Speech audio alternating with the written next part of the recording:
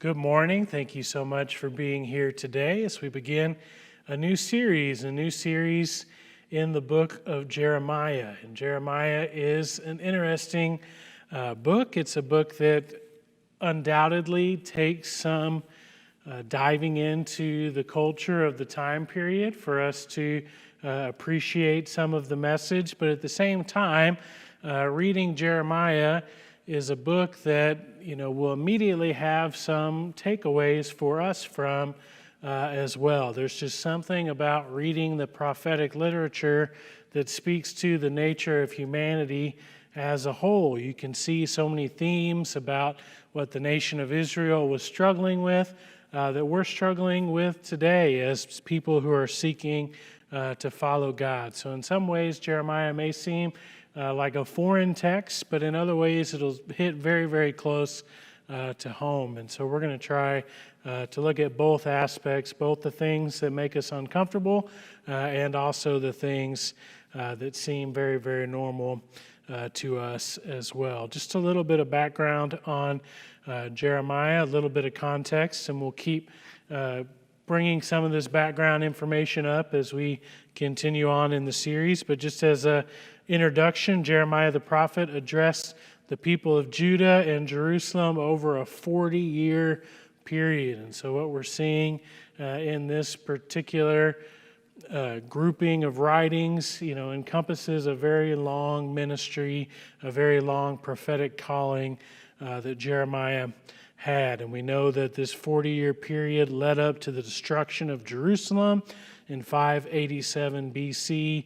We know that he continued his ministry a few years after the destruction of Jerusalem as well. And as we go through this particular set of oracles, these particular set of teachings, we'll be looking back at some of the historical accounts that go with these particular teachings. We have a good deal of biblical material to help fill in some of the historical background to Jeremiah. There are the narratives of 2 Kings 21 through 25, and also 2 Chronicles 33 through 36, as well as material in Zephaniah, Nahum, Habakkuk, and Ezekiel, these contemporary prophets. And so we're able to look at Jeremiah's words and go back and look at some of the historical accounts as well as some of the other perspectives that God gave these prophets who were serving during the same general time period. And so we're going to begin this morning by reading Jeremiah chapter 1, and we're going to try to then go back and look at it a little bit closer. But let's read Jeremiah chapter 1. The words of Jeremiah, son of Hilkiah, one of the priests at Anathoth in the territory of Benjamin.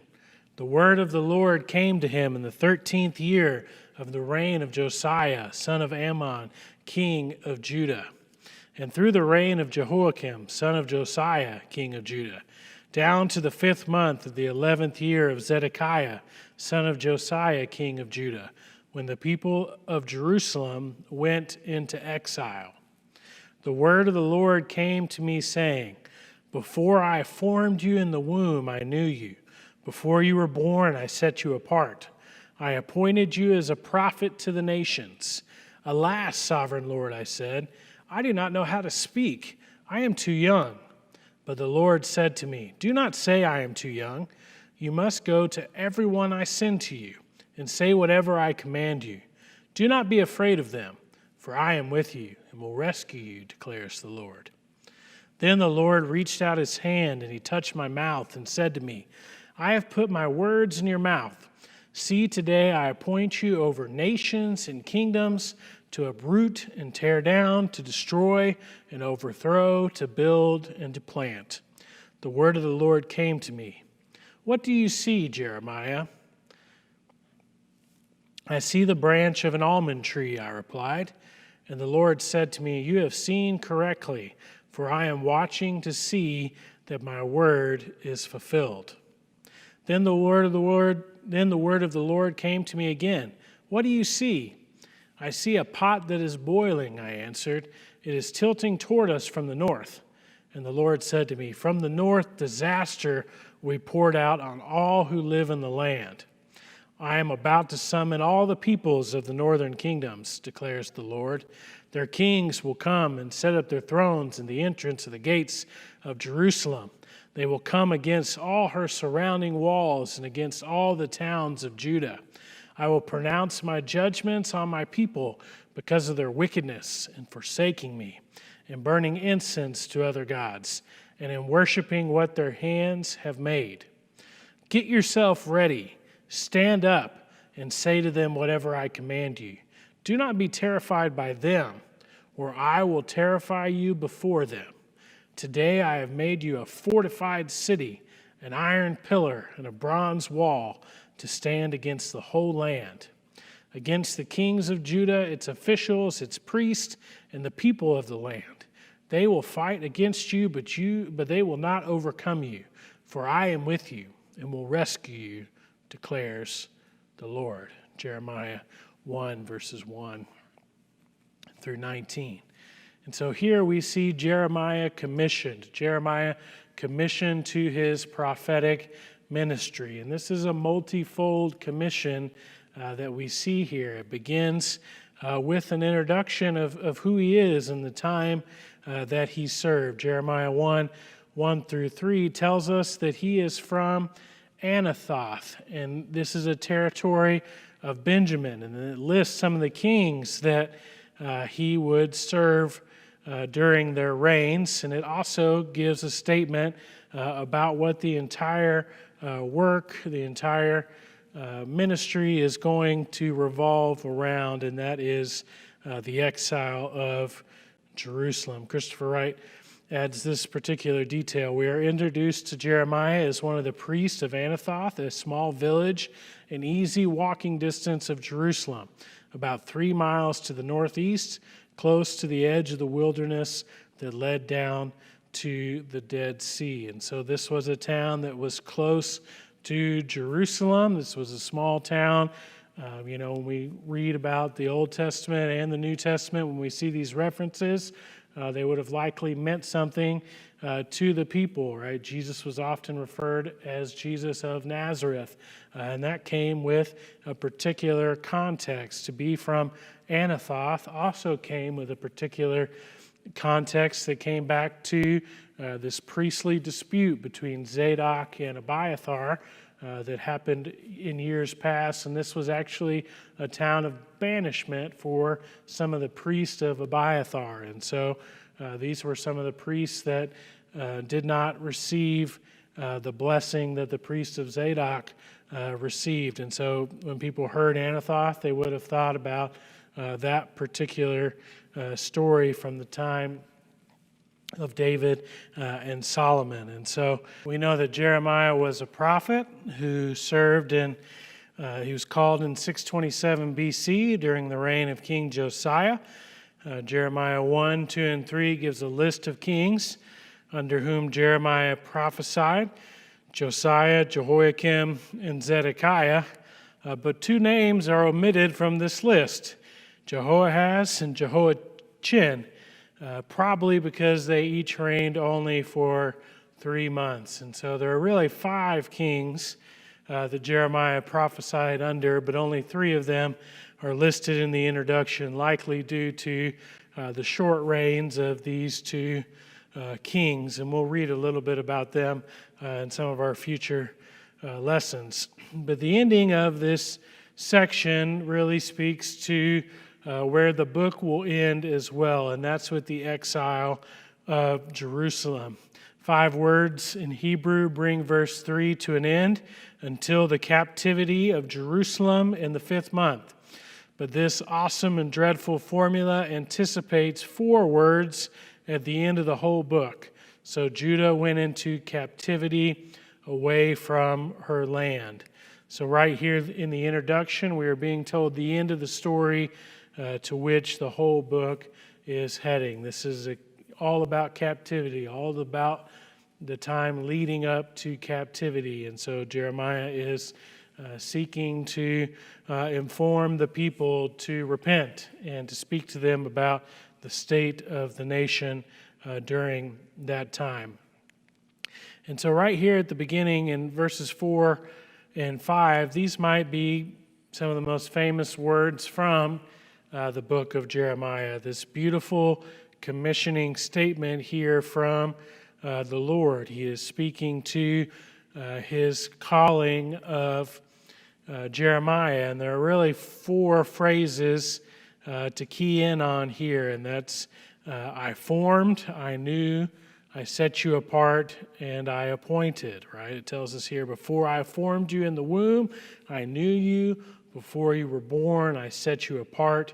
I appointed you as a prophet to the nations, right? This is what is going to serve as the foundation that Jeremiah is going to have to come back to over and over as he's dealing with the difficulties that come with being a prophet, that come with speaking words that are not fondly accepted. He has to remember who he is, his identity. And so I formed speaks to God's personal involvement, for it is the word regularly used of a potter shaping a vessel according to his own intentions, which is a metaphor that Jeremiah actually uses in chapter 18. He speaks of God as the potter. For the moment, it spoke of God's intimate oversight of his individual biology. Here, the reference is to God actually forming Jeremiah in his mother's womb, akin to the work that a potter does. God is the creator, the former. It says, I knew.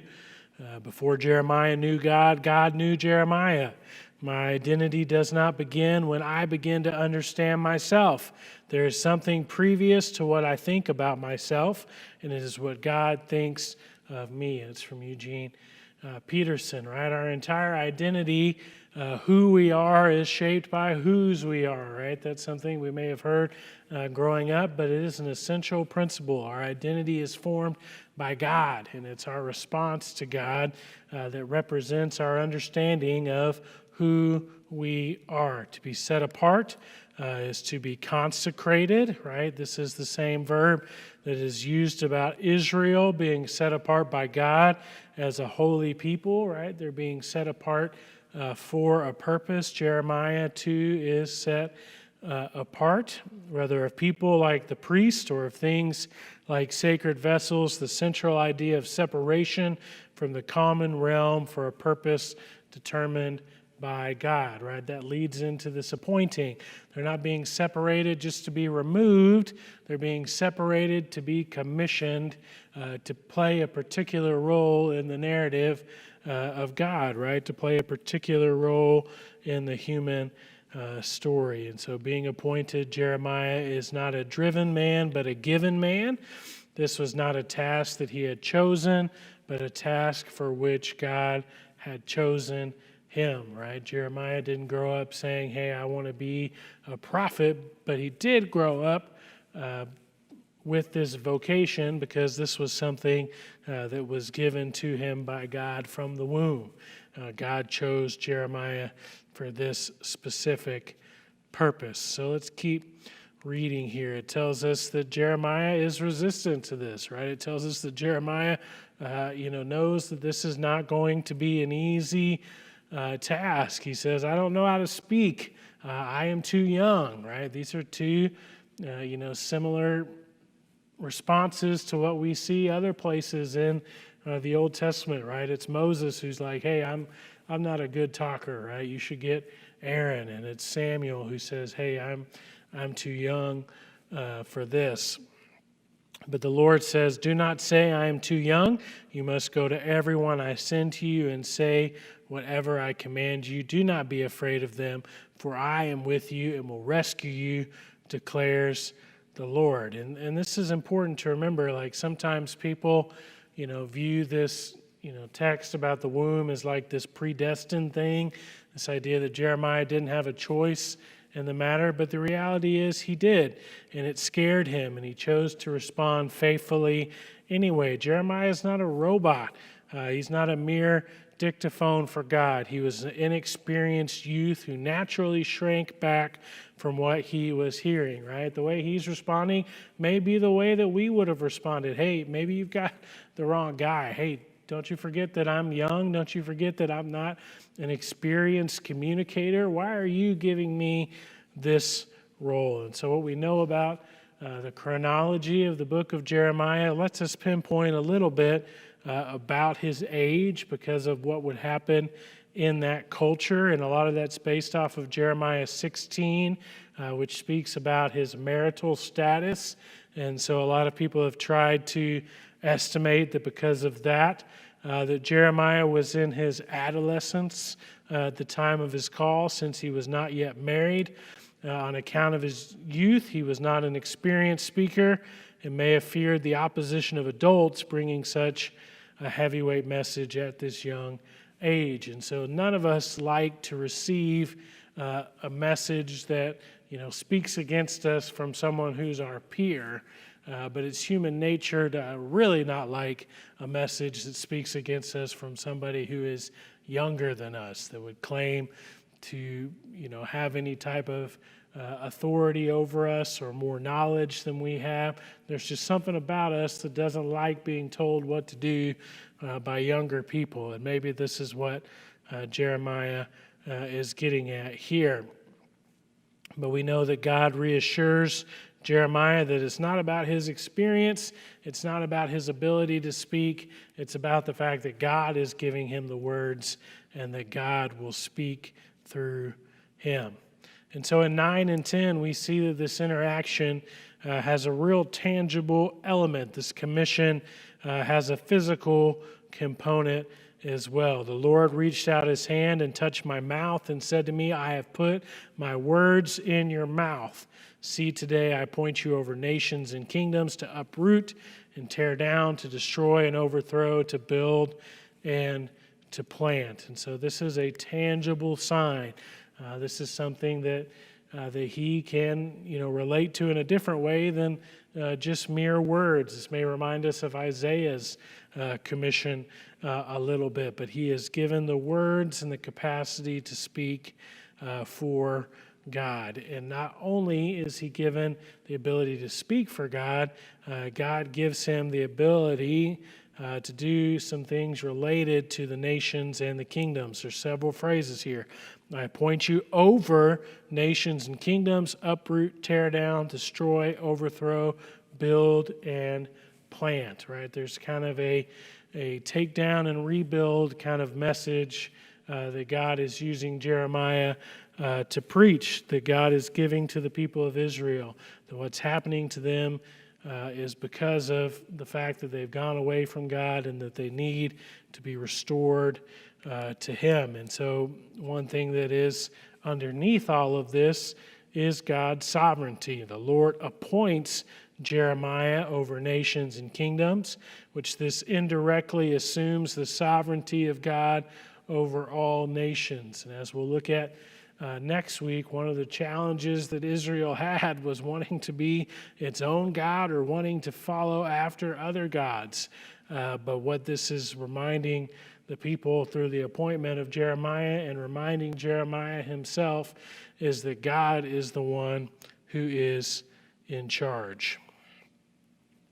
11 and 12 build on this theme of God working with Jeremiah to understand his mission. And there's two different things that God asked Jeremiah to say in response to the question, what do you see? There's two different times Jeremiah responds. And the first of these is about an almond tree.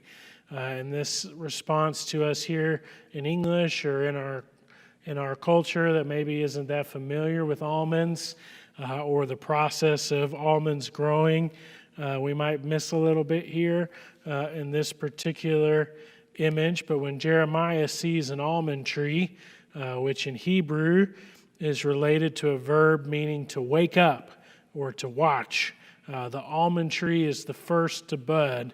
It wakes up early and heralds the beginning of spring. The association is made that in the same way God is watching to ensure that his word is fulfilled, right? And so here with this almond tree, this is kind of the watching image that God is not only with Jeremiah, but he's watching Jeremiah. And he expects Jeremiah to be the one who proclaims something that is coming in the same way that the almond tree proclaims that spring is on its way. And the second image is of a pot boiling, right? This is a culture that, would have cooked, likely over an open fire in a pot, right? And so we have this image of a pot boiling, and he says it's tilting. It's tilting to us from the north, right? It's not good when the pot tilts, right? Things can begin to come out of the pot when it tilts. The Lord said, from the north disaster will be poured out on all who live in the land. I'm about to summon all the peoples of the northern kingdoms, declares the Lord. Their kings will come and set up their thrones in the entrance of the gates of Jerusalem. They will come against all her surrounding walls and against all the towns of Judah.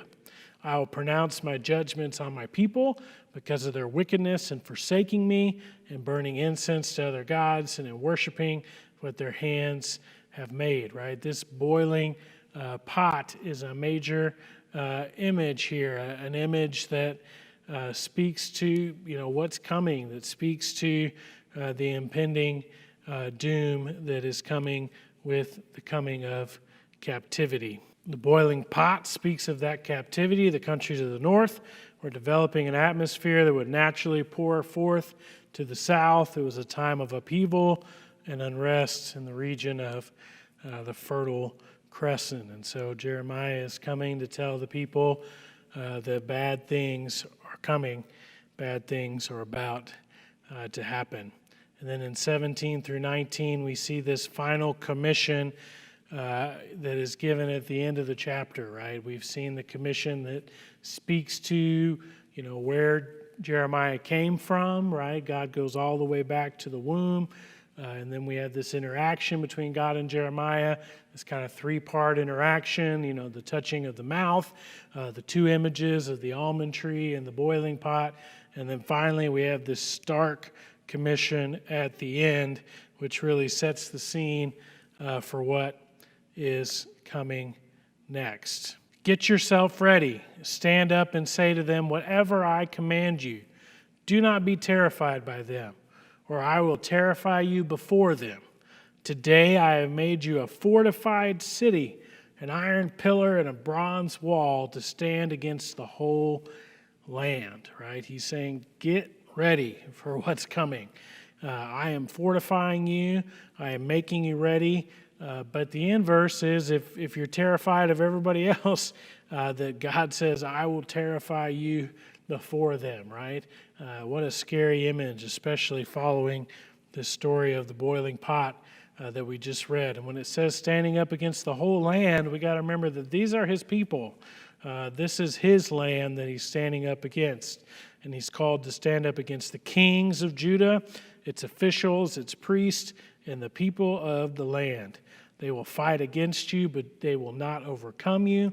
For I am with you and will rescue you, declares the Lord. And so Jeremiah has been given his commission. He's been given the call to speak on God's behalf. He's been told that there is opposition that is coming. And Jeremiah is often dubbed the weeping prophet because he has an emotional reaction to many of the things that he has to say. And there's an emotional tension in his ministry, kind of the three words that we put on the slide to set the theme for the series is that he is courageous, but he's also conflicted.